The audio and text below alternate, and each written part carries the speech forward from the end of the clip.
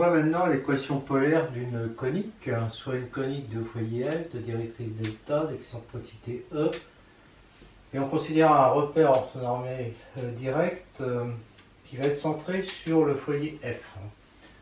Donc, si je fais un dessin, j'ai le foyer F, la directrice delta, H le projeté de F sur delta, donc de O sur delta. Le vecteur I, c'est le vecteur OH divisé par sa norme. Et je complète par un vecteur J qui nécessairement appartient à la direction de delta, tel que OIJ soit orthonormé direct. Et là-dedans, je m'intéresse à un problème de coordonnées polaires ρθ. Eh bien, la distance entre F et M, c'est évidemment, puisque c'est la distance entre OM, c'est valeur absolue de ρ. Et puis, la directrice delta, elle a pour équation x égale d. Hein, parce que ici, la coordonnée de h, c'est d positif. Donc, c'est x moins d égale 0. Donc, la distance entre m et delta, je remplace x par ρ cosinus θ. Donc, ça fait valeur absolue de x moins d. Donc, valeur absolue de ρ cosinus θ moins d. Et donc dire ça, donc ça c'est la condition pour que M appartienne à la conique, ça équivaut à dire que ça divisé par ça est égal à E, autrement dit que ρ est égal à plus ou moins E, facteur de ρ cosinus θ moins d.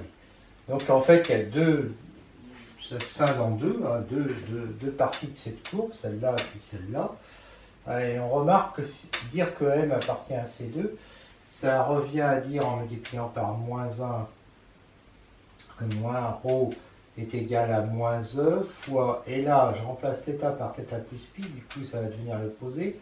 Pour compenser, je mets moins ρ, donc ça fait ça. Et ça équivaut exactement à dire que M appartient à C1. Pourquoi? Parce que le point de coordonnées ρ cosinus θ, ρ sinus θ, c'est-à-dire de coordonnées polaires ρθ, c'est le même que le point de coordonnées polaires moins ρ et θ plus pi. Donc en fait, dire que M appartient à C2, ça équivaut à dire que M appartient à C1. Donc ça veut dire que M appartient à C si et seulement si M appartient à C1, c'est-à-dire si et seulement si on a ça. Alors évidemment, pour avoir ça, il faut que cosinus θ soit différent de moins 1 sur E. Alors ça, c'est pas un problème si on a une ellipse, puisque E est inférieur strictement à 1, donc on n'aura jamais ça. D'accord? Puisque moins 1 sur E va être inférieur à moins 1. Par contre, pour une parabole, E vaut 1. C'est 1 plus cosinus θ, donc il peut s'annuler une fois. Et puis, il peut s'annuler, oui. Et puis pour une hyperbole, c'est pareil, il y a des points. Bon, l'hyperbole, on comprend bien pourquoi. C'est parce qu'il y a des branches infinies. Voilà, ça c'est l'équation polaire d'une conique en général. R d'une ellipse. Alors, en fait, je devrais dire l'air de l'intérieur de l'ellipse. On se comprend, c'est-à-dire l'air de cette partie-là. Alors, je me mets évidemment dans un repère orthonormé direct où l'équation est ça. Et je vais démontrer que son aire c'est pi AB, ce qui n'est pas sans rappeler l'aire du cercle, pi R2. Alors, comment on a ça? Eh bien, par les symétries, évidemment, on a 4 parties égales, donc on va faire 4 fois la somme de 0 à A, on fait varier x de 0 à A pour avoir cette partie-là. 2, alors il faut exprimer y en fonction de x, donc je vais passer de l'autre côté, ça fait 1 moins x2 sur a2, je multiplie par b, je prends la racine carrée, donc ça fait ça, et je remplace x par a sinus t, je fais un changement de variable, donc je vais avoir 1 moins a2 sinus carré t sur a2, donc 1 moins sinus carré t, puissance à 1000, le dx il vaut a cosinus t dt.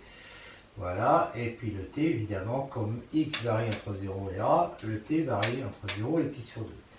Je fais sortir le b, donc ça fait 4b fois ça. Ça, c'est cosinus carré, et le cosinus est positif quand t est entre 0 et pi sur 2, donc ça fait cosinus t fois cosinus t, donc a cosinus carré t. D'accord? Donc 4AB, somme des cosinus carré t. Cosinus carré, c'est 1 plus cosinus de t sur 2, que j'intègre en t sur 2 plus sinus de t sur 2, mais sur 2, ça fait sur 4. Voilà, 2, 0 à pi sur 2, puis j'ai le 4AB qui se balade devant. Et je remplace en pi sur 2, ça fait du sinus pi qui s'annule. Il va me rester pi sur 4, en 0, tout s'annule. Donc 4AB, pi sur 4, donc pi AB. Voilà. Une autre démonstration possible, c'est de prendre la représentation paramétrique et de dire que l'air est égal à 1 demi de x dy moins y dx. Donc x dy, je dérive, moins y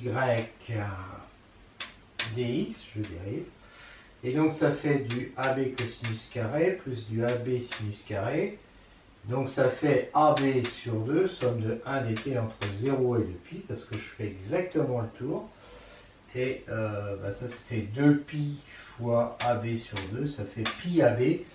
Et on retrouve le résultat. Donc l'aire d'une ellipse, c'est égal à pi AB.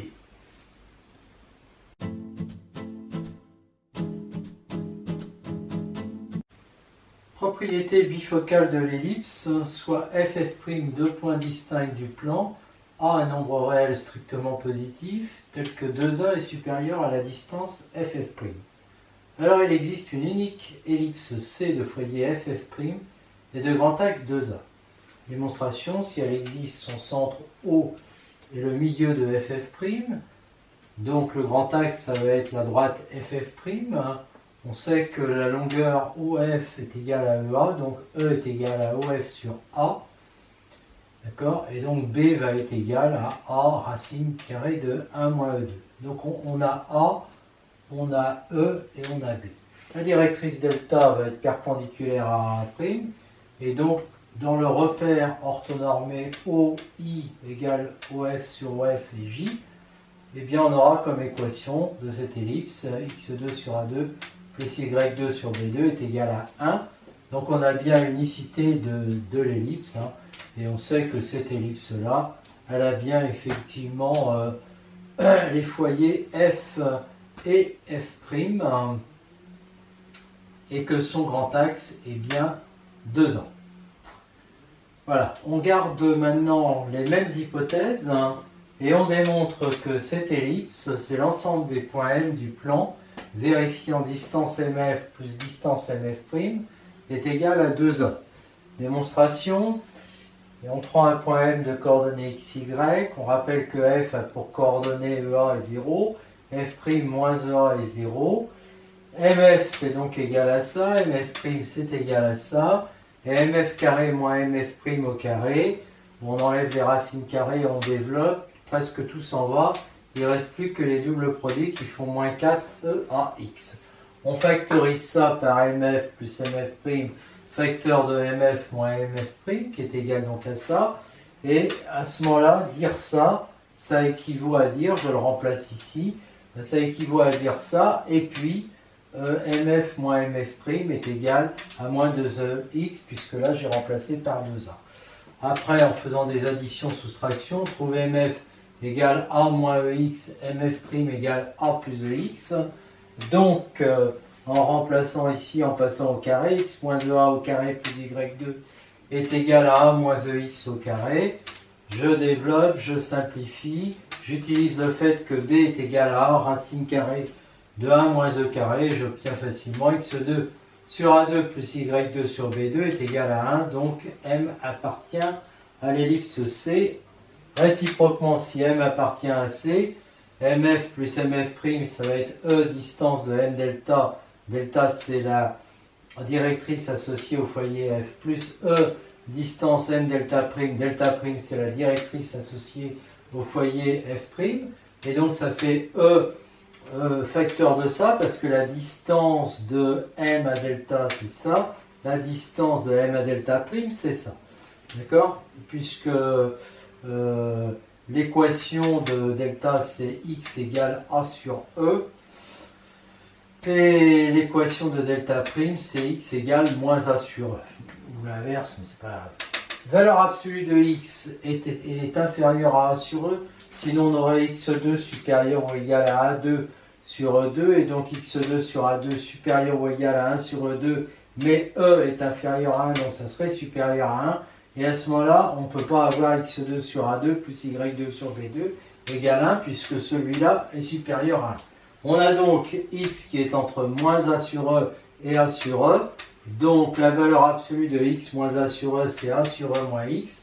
La valeur absolue de x plus a sur e, c'est x plus a sur e. Et donc on obtient 2a, mf plus mf' égale 2a. Et donc la réciproque est démontrée. Donc m appartient à cette ellipse si et seulement si mf plus mf' est égal à 2a. Propriété bifocale de l'hyperbole, enfin une partie des propriétés. ff', deux points du plan distincts, a supérieur à 0 au milieu de ff'. Il existe une unique hyperbole c de foyer ff', vérifiant le plus petite distance OM est égale à a. Démonstration, on sait que l'axe, si cette hyperbole existe, son axe c'est l'axe ff', que OF est égal à EA, que E est égal à OF sur A, et que B, c'est toujours pareil, maintenant qu'on connaît A et E, on a B égale A racine de 1 plus de 2. La directrice, il faut qu'elle soit perpendiculaire à ff', je prends le même repère, je fais exactement la même chose qu'avec l'ellipse, et je démontre donc qu'il y a une ellipse, une hyperbole qui convient, et évidemment, cette hyperbole-là, elle a bien ff' comme foyer, et le petit a qui est là, c'est bien inf des distances de O à M, quel que soit M appartenant à cette hyperbole. Remarque, dans le cas de l'ellipse et de l'hyperbole, on a la relation OF égale A montre que si pour f donné, donc alors pour f donné, en fait pour f donné et f' donné, pour les deux foyers donnés, parce qu'il faut quand même avoir O, donc si f et f' sont donnés, eh bien la connaissance de E équivaut à la connaissance de A, puisque EA est égal à OF, et elle implique celle de B. B égale A racine carrée de 1 plus ou moins E carré. Voilà, donc ça donne la connaissance de B. Suivant qu'on ait ellipse. Oui. On vient donc de voir que si deux points ff' sont distincts, il y a une unique hyperbole de foyer ff', vérifiant ça avec un positif où O est milieu de ff'. Alors on va montrer maintenant que cette hyperbole, c'est l'ensemble des points M tels que valeur absolue de mf moins mf' est égale à 2a. Démonstration. Alors supposons que le point M appartient donc d'abord à cette hyperbole et montrons qu'on a ça. Alors cette hyperbole, voilà son équation dans un repère adapté. Et on sait que la distance de M à F est égale à E fois la distance de M à D. Alors D, c'est une directrice qui a pour équation x égale A sur E, donc c'est celle-là, avec E qui est supérieur à 1, donc ça c'est inférieur à A. Et si M est sur cette branche de l'hyperbole, ce qui équivaut à dire que x est positif, mais ça équivaut aussi à dire que x est supérieur à A, eh bien D de MF égale E fois, alors c'est quoi la distance de M à F, de M à D? Eh bien l'équation de la droite D étant x moins A sur E égale 0, c'est valeur absolue de x moins A sur E. Mais x est supérieur à A sur E, parce que x est même supérieur à A, donc il est supérieur à A sur E qui est là, et donc on peut enlever les valeurs absolues. Et la distance de M à F', c'est E fois D de M à D'. Alors, la distance de M à D', quand le point M est ici, c'est pareil, x est supérieur à moins A. L'équation de la droite D', c'est x plus A sur E égale 0.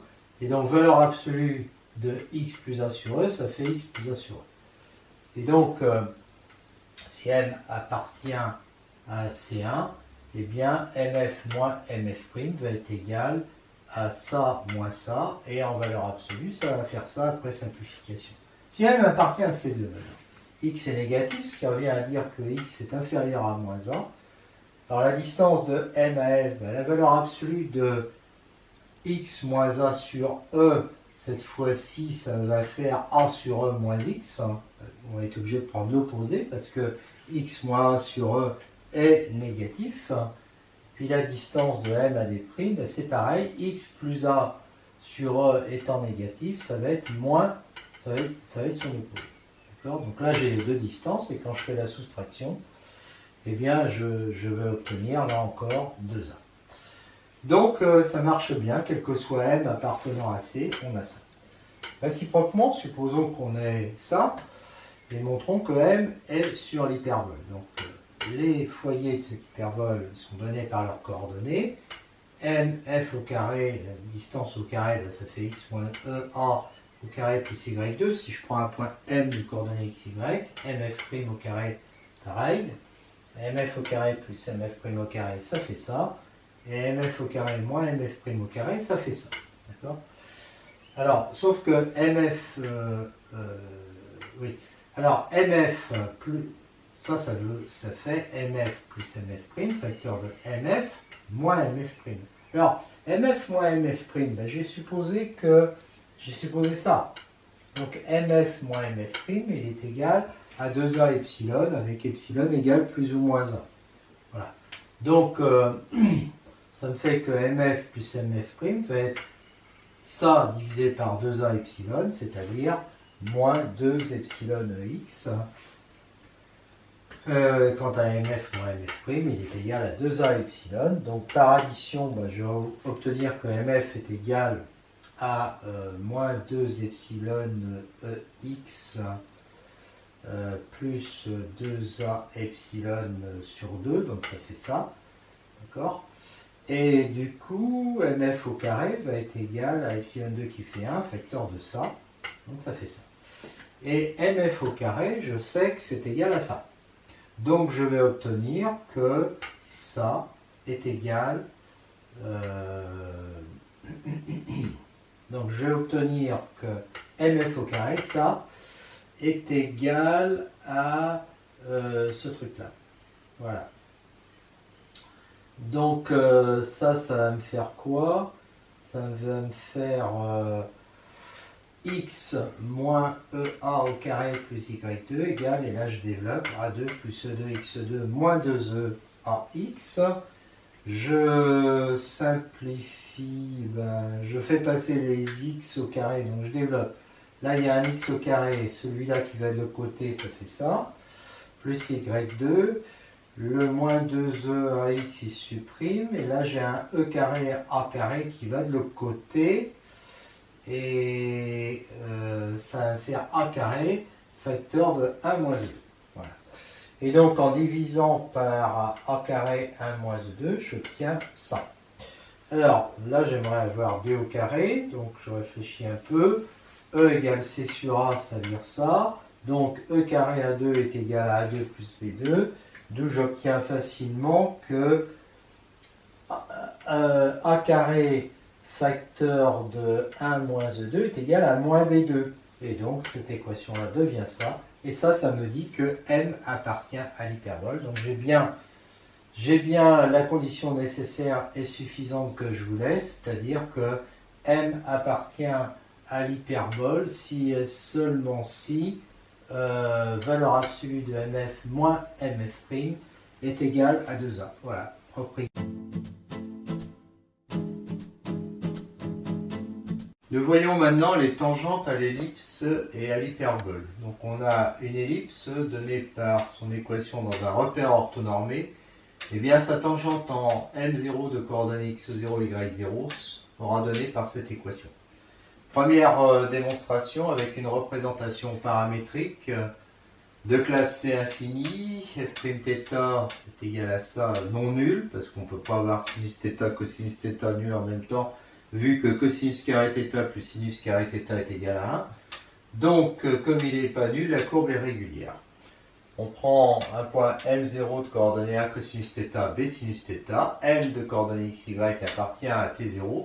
Si et seulement si ces deux vecteurs sont collinéaires, ce qui me donne ce déterminant, que je développe. Alors je vais avoir du xb cosinus θ, moins AB cosinus carré que je fais passer de l'autre côté, ça fait AB cosinus carré, moins plus AY sinus θ, moins AB sinus carré θ que je fais passer de l'autre côté. Alors de l'autre côté, j'ai donc AB facteur de cosinus carré θ plus sinus carré θ, c'est-à-dire AB.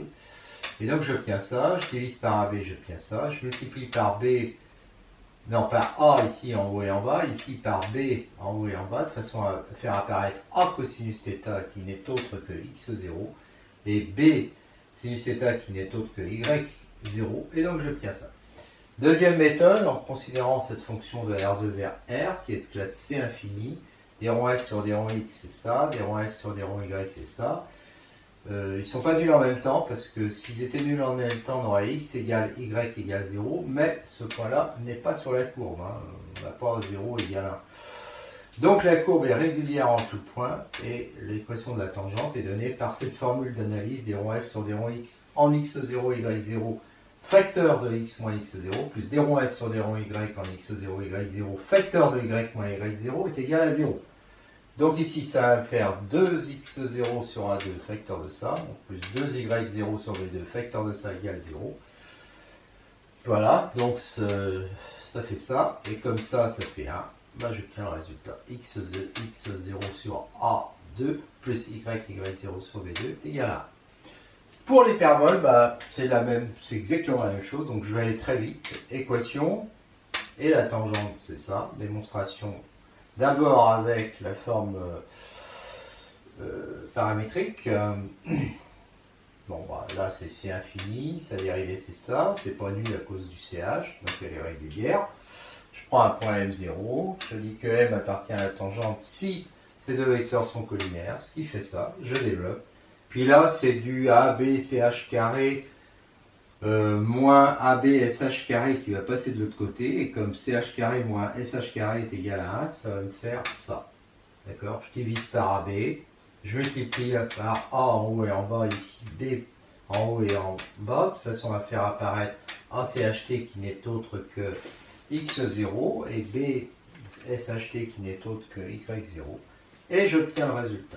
Deuxième méthode, bah, pareil que pour l'ellipse, avec cette fonction de R2 vers R qui est C infini, et puis des ronds f sur des ronds x c'est 2x sur A2, des ronds f sur des ronds y c'est moins 2y sur B2, ils ne sont pas nuls en même temps parce que sinon ça fera x égale y égale 0, or x égale y égale 0, bah, ça donne 0 égale 1, donc c'est faux.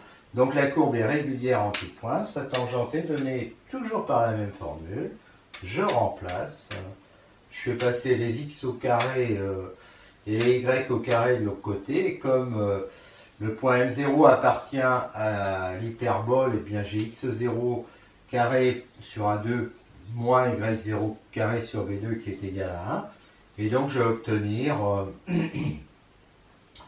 x0 x sur A2 moins y0 sur B2 est égal à 1, c'est-à-dire j'obtiens le résultat. On voit maintenant l'équation de la tangente à la parabole. Donc on se donne un repère orthonormé dans lequel la parabole a pour équation y2 égale lambda x avec lambda positif, ça n'a pas d'importance en fait. La tangente t en m0 est donnée par cette équation. Démonstration, eh bien, on peut choisir une représentation paramétrique en remplaçant y par t, et à ce moment-là j'ai x qui est égal à t carré sur lambda. Des ronds m sur des ronds t, 2t sur lambda 1, donc un vecteur non nul.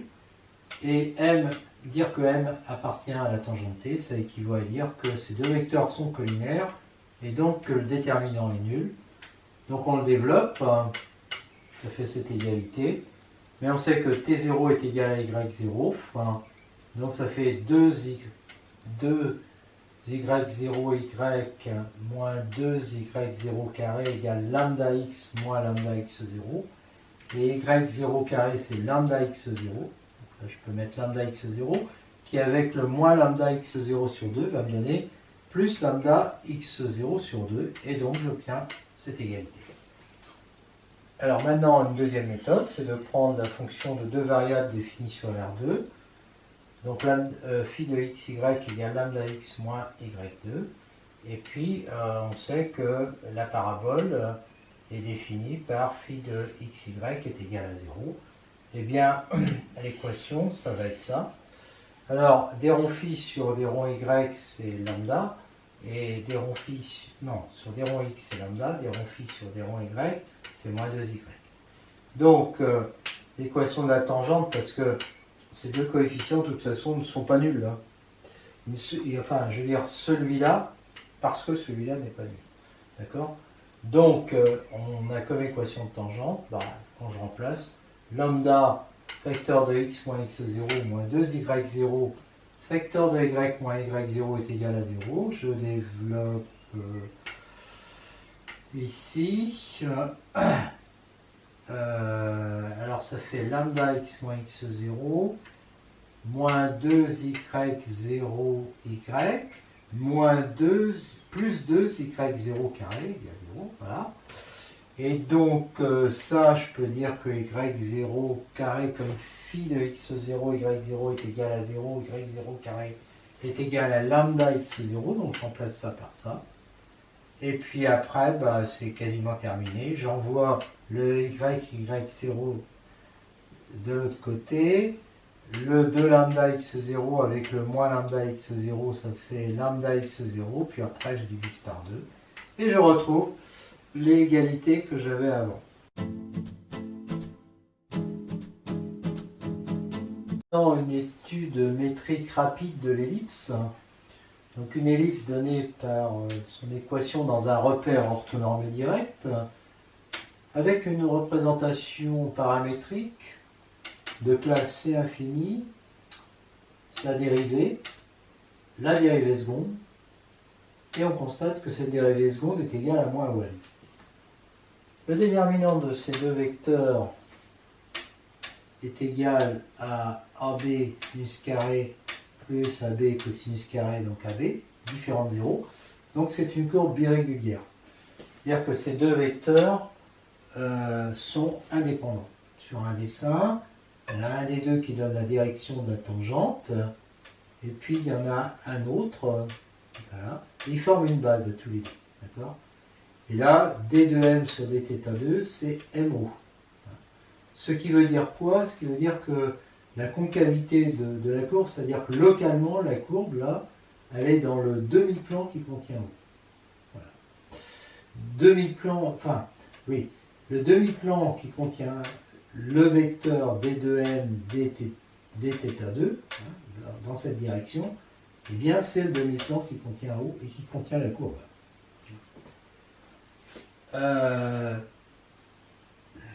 Donc la courbe, on dit qu'elle tourne sa concavité vers le centre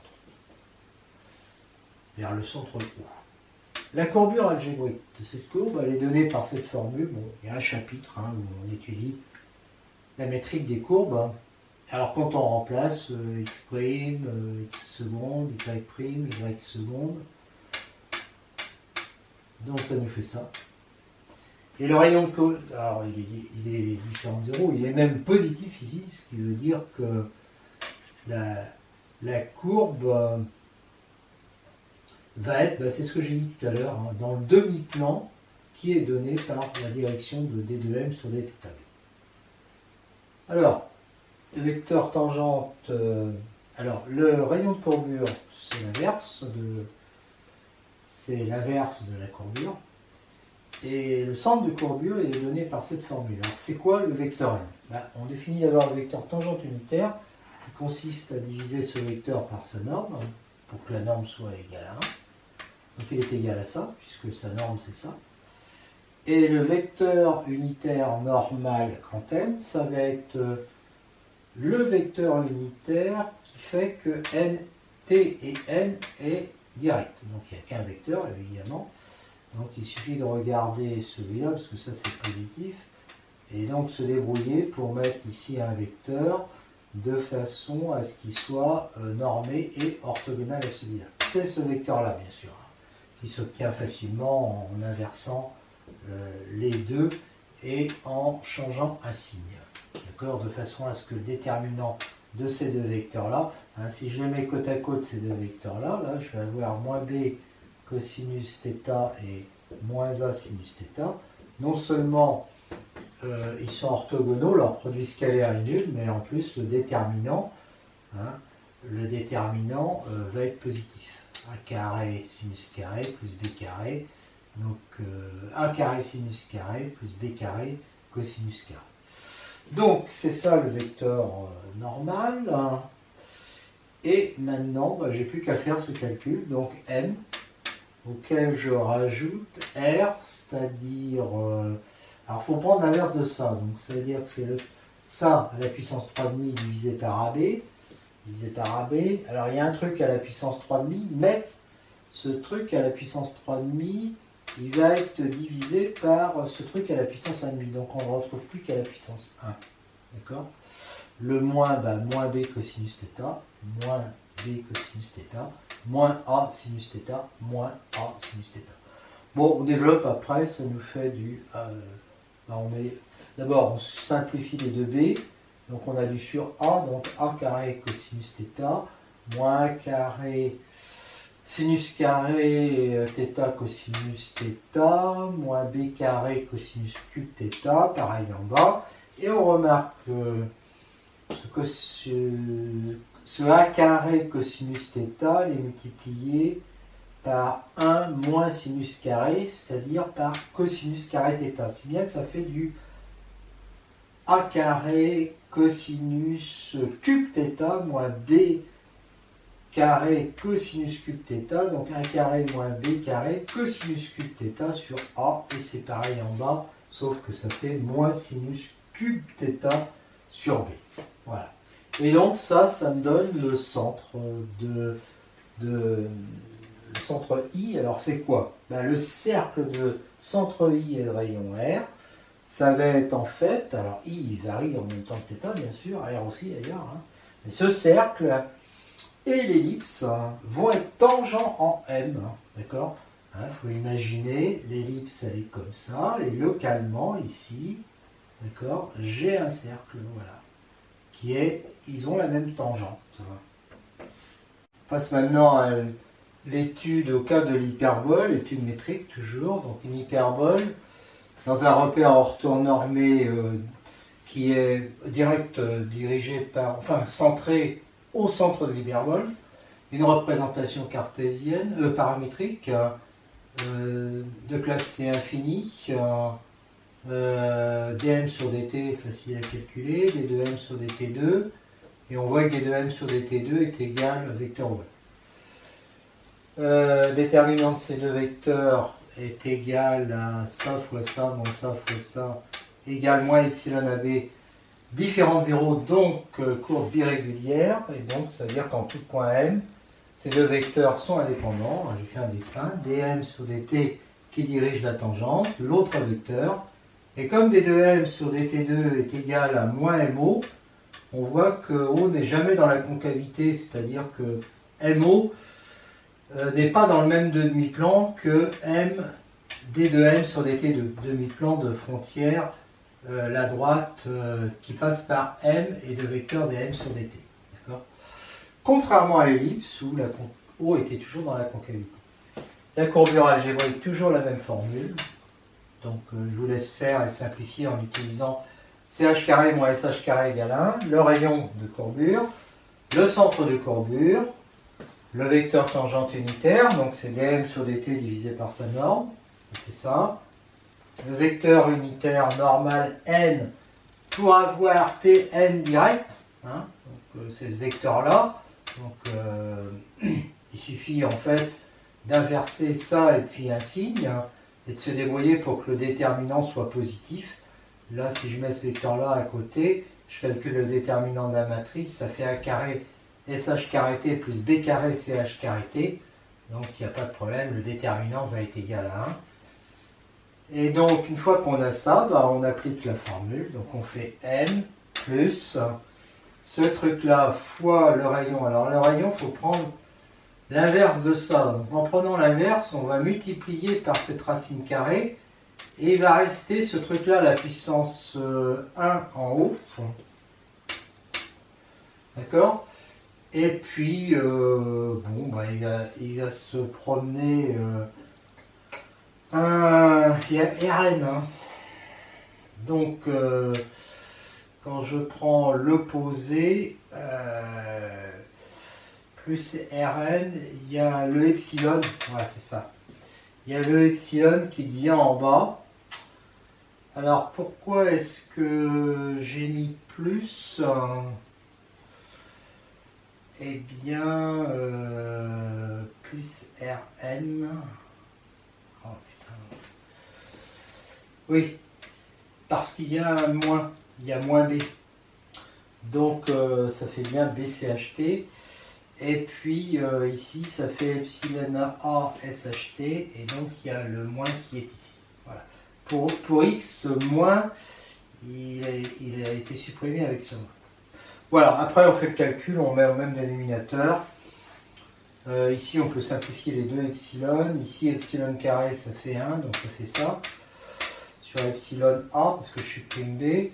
Là je supprime A et je trouve ça. Et après je fais comme tout à l'heure, je mets SH en facteur. Là il va être... je ne sais plus. SH cube, je le garde. Je mets ici SH en facteur, il va être. Alors je mets B2 SHT, facteur de 1 moins CH carré T qui fait moins SH carré T. Donc je vais avoir du A carré plus B carré SH cube T sur B. Et puis ici, c'est pareil, c'est-à-dire je vais mettre le CH, il est non, je vais mettre A carré, il est facteur A carré CHT qui est facteur de 1 plus SH carré T qui fait CH carré T, fois le CH ça fait CH cube T qui va donc être facteur de A2 plus B2 sur epsilon A. Et donc je trouve ça. Et finalement je trouve ça. D'accord? Parce que l'epsilon, je peux le mettre en haut, c'est plus ou moins 1. Hein. Et puis ici, ça ne change rien du tout. Voilà. Ça, c'est les coordonnées du centre de courbure de l'hyperbole. En tout point, M, comme ça. Donc, je rappelle, là aussi, que le cercle de centroïde rayon R et l'hyperbole sont tangents en M et ils ont la même tangente en M. Maintenant, le cas de la parabole, l'équation y2 égale alpha x dans un repère orthonormé OIJ. O, c'est le sommet de la parabole.